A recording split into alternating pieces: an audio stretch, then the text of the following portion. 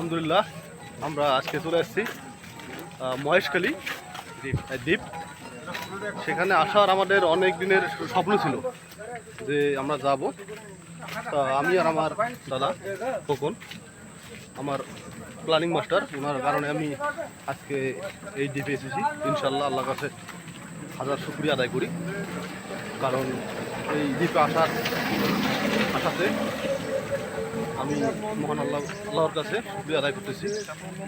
তো আমরা কিছুক্ষণের মধ্যে ঘাটে নামানোর পর এখন আমরা হাটে যাচ্ছি যে মহেশখালীর যে একটা দ্বীপ, এটা ঘোরার জন্য। দেখছেন আমাদের অনেকে এখানে আছে, সবাই আমরা যাইতেছি। সবার সাথে আমরা একসাথে করে ঘুরতেছি, কারণ একসাথে সবাই ঘুরলে একটু ভালো লাগে, এই কারণেই। তা আমরা কিছুক্ষণের মধ্যে এই যে আমাদের যে গন্তব্যস্থলটা আছে, যেখানে যাওয়ার উদ্দেশ্য, আমরা সেখানে যাব। আমরা অটোতে না করে আমরা হেঁটে যাচ্ছি দেখার জন্য। দেখলে অনেক ভালো লাগতেছে জায়গাগুলো, খুব সুন্দর সুন্দর সিনারি। তাই আর কয়েক মিনিটের মধ্যে আমরা চলে যাব আমাদের গন্তব্যস্থল।